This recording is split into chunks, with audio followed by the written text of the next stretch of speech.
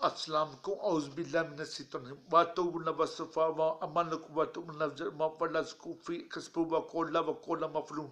مفترو زتیم ونکو ونسو منو ونسدو ولفا ونمامن وتقول ونعبد وإن وسو إن وجت وكل منوف وإن أمانكم وسدو وليمو كفير حبيب أسيب نہ دے نہ تو کو اپنے مال جنہوں نے بنایا اللہ تعالیٰ نے تمہاری زندگی کے سارا کھلاؤ انہیں اس ماں سے اور پناؤ انہیں کو بھلائی کی بات آزماتے رہو یتیموں کو جہاں تک کہ وہ پہنچ جائے نکاح کی عمر میں اگر محسوس کرو کہ تمہیں ڈرنے میں لٹو نہیں ان کا مال نہ رکھو اور فضول خرچی جلدی جلدی کچھ خوف سے نہ بڑے ہو جاؤ جو سپرد غنی ہو اسے چاہیے کہ یتیموں سے پرہیز کرے جو سرپرست فقیر ہو تو وہ کھا لے مناسب مقدار ہے جب لوٹے اس کی طرف مار کافی ہے اللہ تعالیٰ حساب لینے والا ہے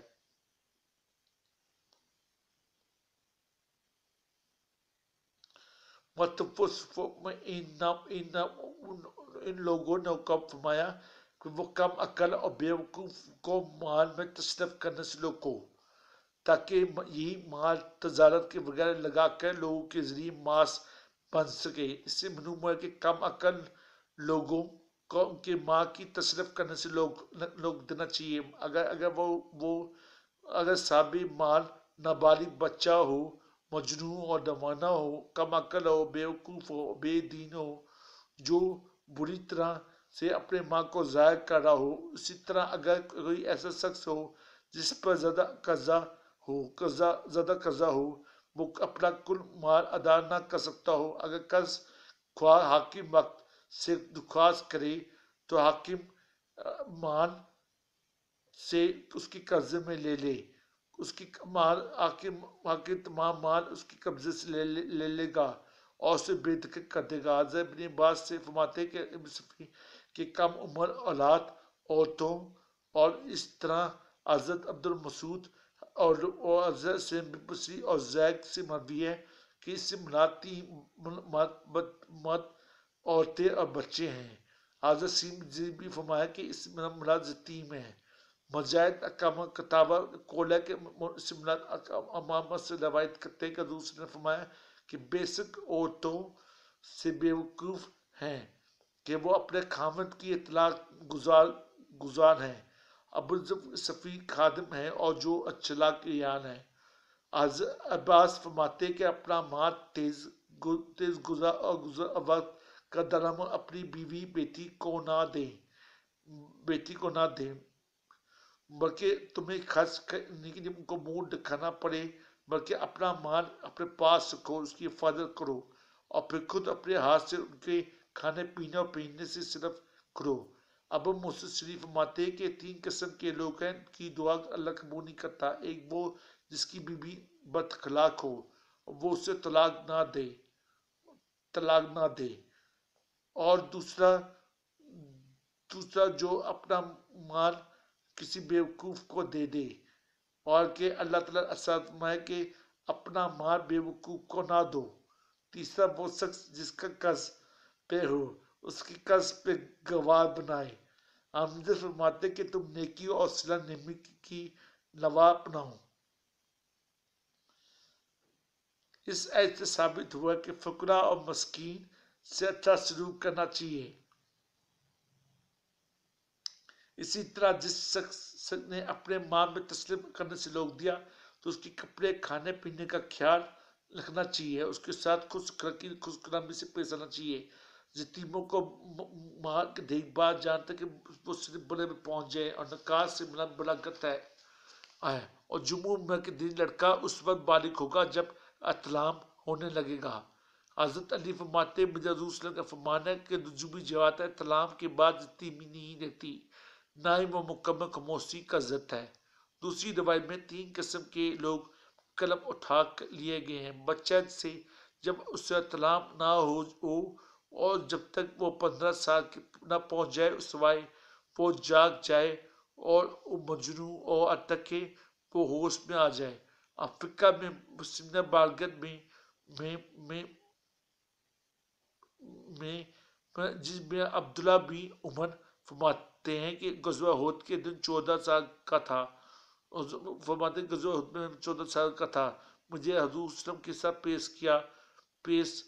کیا گیا تو آپ نے مجھے شرکت کی اجازت نہ دی۔ جب غزوہ خندق میں 15 برس کا ہو گیا تو آپ نے مجھے اجازت عطا فرمائی۔ عمر بن عزیز کو جب یہ حدیث پہنچی تو آپ نے فرمایا کہ یہی بالغ اور نابالغ کی حد ہے، اور بالغ کی اس میں علماء کے تین کون ہیں، اور بالغ ہونے کی علامت ہے اور علامت نہیں، مسلمانوں میں نہیں بلکہ علامت ہے، کیونکہ ممکن ہے کسی کی دعا کی وجہ سے نکل آئے چونکہ ذمی زیادہ لگ کے، اس لیے وہ استعمال کرنے سے گریز کرے، مگر کورٹ سے یہی ہے، اس کے حق بڑک قطرہ ہے، سب لوگ شریک ہیں اور اس پہ علاج موضوع کا طلام بہت بعید ہے۔ دوسرا حدیث سے ثابت ہے، عطیہ کبھی فرماتے بنو کثیر کی رائج کے وقت حضور صلی اللہ علیہ وسلم کے پیش کیا گیا تو آپ نے فرمایا کہ ایک شخص کو دیکھے جس کی بال نکلے آئے اور اسے قتل کر دیا اور جس کی ناکلے اسے چھوڑ دیا، چنانچہ میرا مال بھی نہ نکلے اور چھوڑا، اس لیے آپ نے فرمایا بنو کتری نے حضرت سعد بن معاذ کو تسلی دیا، جو فیصلہ کرے ہمیں منظور ہے۔ آپ نے فرمایا کہ ان میں سے لڑنے والے کو قتل کر دیا جائے اور اس کے بچوں کو قید بنا لیا جائے۔ ابو بکر فرماتے ہیں جو عمر کے زمانے میں ایک لڑکے نے اپنے شہر میں ایک لڑکی کو بے زنا کی تہمت لگائی تو حضرت عمر نے تہمت کی لگانے کی فرمایا دیکھو اس کا نام باب ہے تو اس کی ہر باری روگ نہ تھا، دیکھنا اس کے بال بھی اگے نہیں ہیں، اس لیے آپ اس کی حد سخت ہے۔ فرمنا منصر الدین حضرت سید بن زیدی فرماتے کہ جب دیکھو اپنے دین کے معاملے میں صلاح اور اپنے مال کی حفاظت کرنے کے لیے قابل ہو گئے ہو تو اس کی مال انہیں واپس کر دو۔ حضرت عباس ایسے بھی بصری اور ذکری امامہ سے مروی کے فقہ سے فرمایا کہ جب بچہ بالغ ہو جائے تو اپنے دین اور مال کی حفاظت کے لیے قابل ہو جائے تو اس پہ مال تصرف کرنا کی پابندی تھی، اور وہ ختم ہو جائے تو اس کے مال میں جس نگرہ مقرر کیا گیا وہ اس کا مال اس کے سپرد کر دیں۔ اساتذہ فرمایا کہ فجور خرچی سے جلد اس خوف میں مار نہ کھاؤ اور بڑے ہو جاؤ۔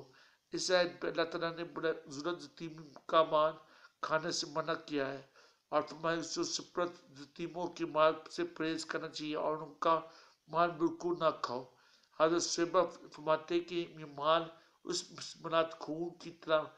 حرام ہے، مفقود نہ منوف۔ اس آیت میں اس کے بارے میں نازل ہوئی جو کسی یتیم کے مال کا نگہبان ہو اگر وہ خود بھی محتاج اور فقیر ہو تو ضرورت کے مطابق اسے کھا سکتا ہے۔ حضرت سے فرماتی کہ یہ آیت کریمہ نگرانی کرنے کے بارے میں نازل ہوئی اور پھر اپنے یتیم کے مال لے سکتا ہے اور نگرانی لے سکتا ہے، اور فقہ فرماتے ہیں کہ اپنے محنت اور ضرورت سے کم ہو تو ضرورت خرچ کرے، اگر محنت ضرورت سے کم ہو تو پھر محنت کا بدلہ ہے، یہ صرف اگر مالدار ہو جائے تو اس کے مال واپس لوٹا دو پڑے گا یا نہیں۔ جس دو کون ہیں، ایک وہ واپس نہیں لوٹائے گا کیونکہ اس نے اپنا مال معاوضہ لے لیا ہے، وہ ضرورت مند بھی تھا۔ اصحاب صافی کے نزدیک یہ قول ہے کہ اس لیے اس آیت سے فقہ کی حالات بغیر کسی بدلے میں مباح قرار دیا۔ حدیث پاک میں ہے کہ ایک شخص نے حضور صلی اللہ علیہ وسلم سے عرض کیا کہ میرے پاس اپنا مال نہیں ہے، میں اس یتیم کا نگہبان ہوں کیونکہ میں اس کی مال لے سکتا ہوں۔ آپ صلی اللہ علیہ وسلم نے فرمایا کہ فجور خرچی اور اسلاف کے بغیر تم میں اس کا مال استعمال کر سکتے ہو، بس تم اپنا مال بچا کر اس کی مال پر خرچ نہ کرو۔ ایک شخص نے عبداللہ بن عباس سے عرض کیا میری پرورش کچھ یتیمی ہے جس کی اونٹ میرے بھی اونٹ ہے، میں نے اپنے اونٹ مسکین دودھ پلانے کے لیے دیتا ہوں کیونکہ اس میں لیے جائز ہے کہ میں یتیمی اونٹوں کا پی لوں، یتیمی کی اونٹنی کا دودھ پی لوں۔ آپ نے فرمایا کہ اگر میں ان یتیموں کی کچھ کو کوتنی کی تلاش کر کے لاتا تو ان کے پانی کا خیال رکھتا، ان کی اس درست کرتا، ان کی نگبانی بھی کرتا، اور بے شک بھی اور دودھ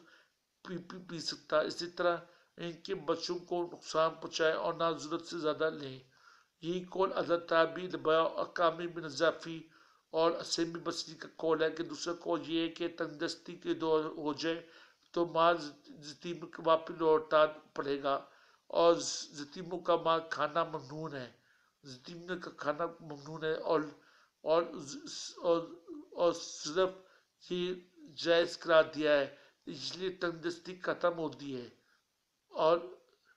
اس کا کھایا ہوا مال واپس کرنا پڑے گا۔ اگر کوئی بے بس مجبور گیم کا مرض کھا لے تو اس کے بعد واپس کرتا ہے۔